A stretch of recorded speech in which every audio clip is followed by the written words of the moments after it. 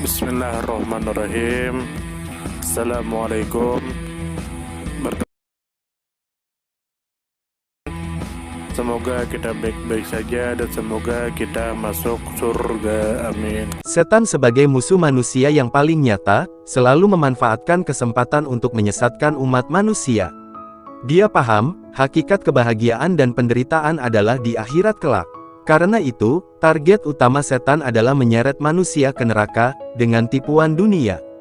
Dari Jabir bin Abdillah radhiyallahu anhu, beliau mendengar Nabi Shallallahu alaihi wasallam bersabda yang artinya, "Sesungguhnya setan mendatangi kalian dalam setiap urusan kalian, sampai setan ikut hadir di makanan kalian. Karena itu, jika ada sejumput makanan kalian yang jatuh, hendaknya dia bersihkan kotoran yang menempel, kemudian makanlah, dan jangan ditinggalkan untuk setan. Jika selesai makan, hendaknya kalian menjilati jarinya, karena kalian tidak tahu di bagian makanan yang manakah yang mengandung berkah." Hadis riwayat Muslim nomor 2033. Lalu sebagai seorang orang yang beriman, kita pun menyadari akan pentingnya husnul khotimah, ujung kehidupan yang baik, dan bahaya su'ul khotimah, ujung kehidupan yang buruk. Oleh karena itu, kita perhatikan masing-masing tokoh agama sangat antusias mengajak orang untuk memeluk agamanya di ujung hidupnya. Tak ketinggalan adalah setan. Dia bisa jadi memanfaatkan kesempatan ini untuk menyeret manusia ke neraka. Imam Al-Qurtubi mengatakan yang artinya adalah para ulama telah menceritakan bahwa setan mendatangi manusia pada detik-detik ajalnya, dalam bentuk ibunya atau bapaknya, teman dekat atau lainnya yang sangat ia nantikan bimbingannya. Kemudian setan dalam rupa semacam ini akan mengajaknya untuk mengikuti agama Yahudi atau Nasrani atau pemikiran menyimpang lainnya. Dalam kondisi semacam ini, ada beberapa orang yang tersesat, kecuali mereka yang mendapat taufik dari Allah. Ini dijelaskan di dalam kitab Tazkirah Al-Qurtubi, halaman 33, dinukil dari Al-Yaumul Akhiri, karya Dr. Umar bin Sulaiman Al-Asikar. Sebuah cerita dari ujian Imam Ahmad saat kematian. Diceritakan oleh Abdullah putra Imam Ahmad. "Aku menghadiri proses meninggalnya bapakku, Ahmad. Aku membawa selembar kain untuk mengikat jenggot beliau.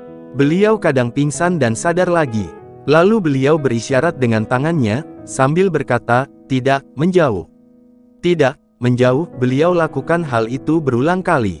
Maka, aku tanyakan ke beliau, 'Wahai ayahanda, apa yang Anda lihat?'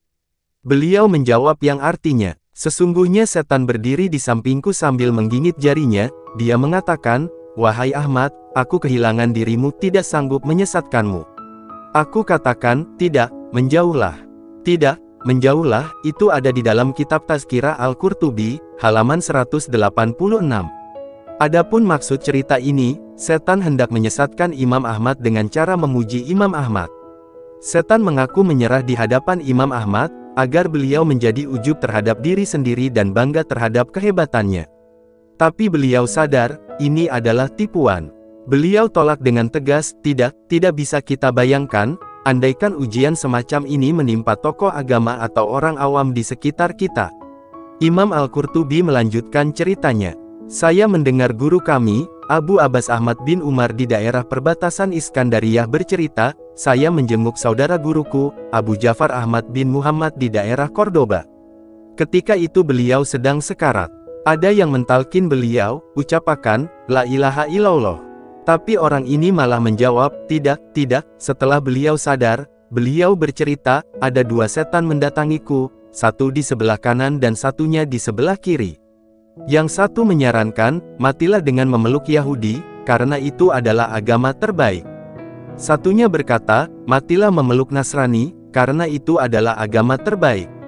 Lalu aku jawab, tidak, itu ada di dalam kitab Tazkirah Al-Qurtubi, halaman 187. Hanya saja, ini tidak terjadi pada semua orang. Ada yang mengalami kejadian demikian dan ada yang tidak mengalami. Setidaknya ini menjadi lampu kuning bagi kita akan bahaya sakaratul maut. Karena yang menentukan status manusia adalah ujung hidupnya. Nabi Shallallahu alaihi wasallam bersabda yang artinya, nilai amal perbuatan ditentukan keadaan akhirnya. Hadis riwayat Bukhari dan hadis riwayat Turmuzi dan yang lainnya. Dan itu semua merupakan fitnah mahya wal mamat, ujian hidup dan mati. Karena itulah, Nabi Shallallahu Alaihi Wasallam mengajarkan kita untuk memohon perlindungan kepada Allah dari ujian yang mengerikan ini. Dari Abu Hurairah radhiyallahu anhu, bahwa ketika tasyahud akhir, Nabi Shallallahu Alaihi Wasallam memohon perlindungan kepada Allah dari 4 hal. Beliau membaca yang artinya, "Ya Allah, aku berlindung kepadamu dari azab neraka, dari azab kubur, dari ujian hidup dan mati, dan dari keburukan ujian Masih Dajjal." Hadis riwayat Bukhari, dan hadis riwayat Muslim, dan yang lainnya. Semoga Allah memudahkan kita untuk mendapatkan husnul khotimah. Semoga kita semua masuk surga.